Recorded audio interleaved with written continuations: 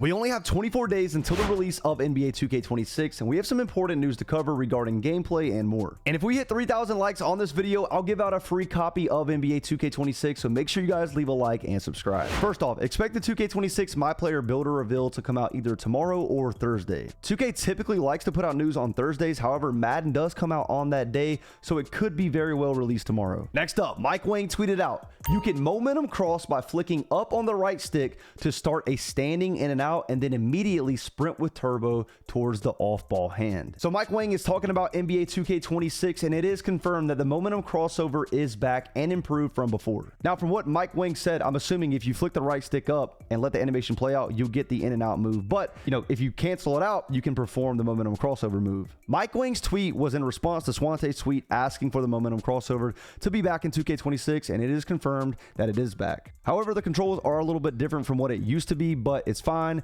and I'm really interested to see how it's going to look like in the game. The momentum crossover is a realistic move, and it doesn't necessarily get you open, but it is a great setup move for incoming dribble combos. It was such a good move in every 2K from NBA 2K15 all the way up until 2K20, and then it really just wasn't good anymore after that, or it was just removed. But again, I am very glad that Mike Wang did confirm that it's going to be back in 2K26. Iggy Mo asked Mike Wang, "Is the momentum crossover available with any dribble style, or is it restricted again?" And Mike Wang responded, "Any dribble style can get it, but you need 85 or more ball control for the tier 3 momentum crossover, 60 to 84 ball control for tier 2 momentum, which is a little bit slower, and 60 or lower gets the garbage one." Now, this is really interesting because it sounds a lot like the older 2Ks, but a little bit of a mix-up or a twist. If you were deep in like I was back in NBA 2K15 and 2K16, you would remember that there was a lot of different momentum animation crossovers. But back then, it wasn't necessarily based on your ball handle rating. It was more about how fast you flick your right stick and then your left stick right after. But now, like Mike Wang said, it's going to be based on your ball handle rating. This is going to be really interesting to see how it looks like in game, because I wonder the difference between the tier 1 and the tier 2 momentum crossover. Like, I wonder if the tier 1 is going to be incredibly faster than the tier 2. But overall, I'm really happy that it's not tied to a certain dribble style, and that, there's going to be actual thresholds to perform this move. And after hearing this piece of information, my first build will definitely have at least an 85 ball control. Information like this is really good to know before we actually create our build, so that's a good thing to hear.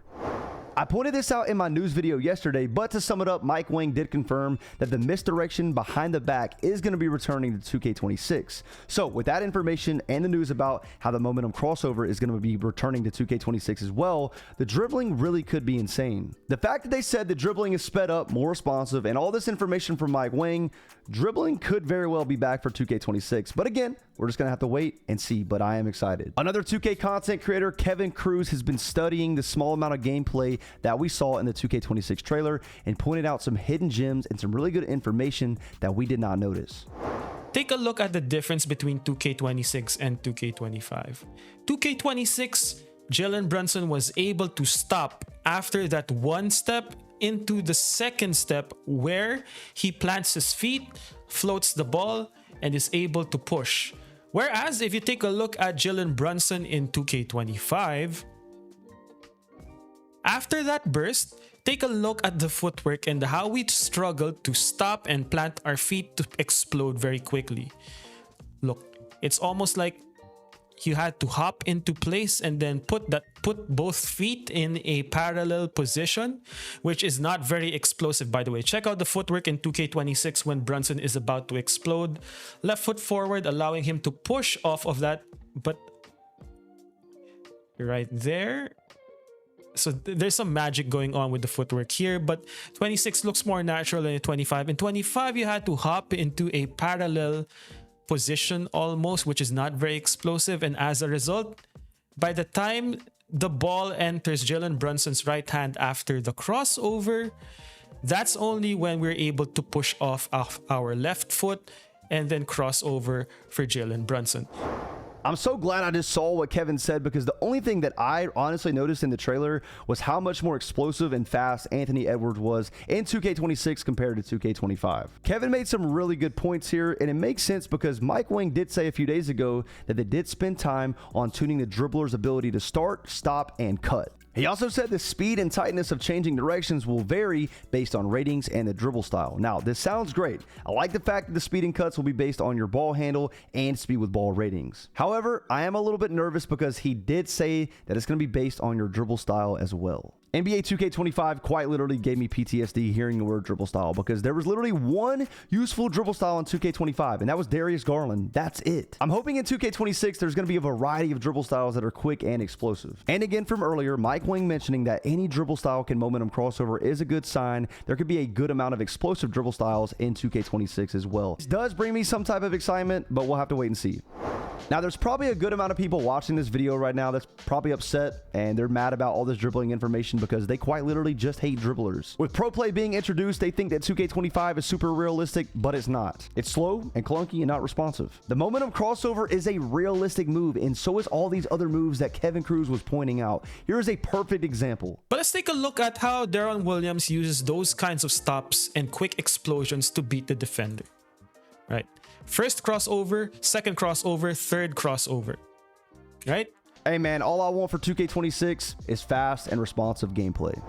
Now, I put out a tweet yesterday showing a huge flaw in the 2K25 dribbling system that no one really talks about. I said, can you please make it to where players don't switch hands with the ball after you quit running in 2K26? And I added Mike Wing. And I followed up saying, and yes, I have passive dribble hand switches disabled. This seems very minor, but I promise this actually changes the gameplay drastically. And like I said in the tweet, I have passive dribble hand switches disabled. So for those who are going to tell me to turn it off, I already have it off. My players should not just randomly switch hands after letting go of the left stick and the right stick. If I run to the right and I let go, the ball should remain in my right hand, vice versa on the left side as well. Leave a like if you agree. Now, the reason I bring this up is because a follower of mine replied saying, no, tell them to make it to where we can actually stop and pop on a dime without flicking the right stick in the same direction the ball's in. And he also said, I'm telling you, every time I try to shoot the midi, I go straight to the paint and lay the ball up or dunk it. Now, what he said has nothing to do with my original tweet, but what he's saying is facts. Now, the reason I'm bringing this up is because Mike Wang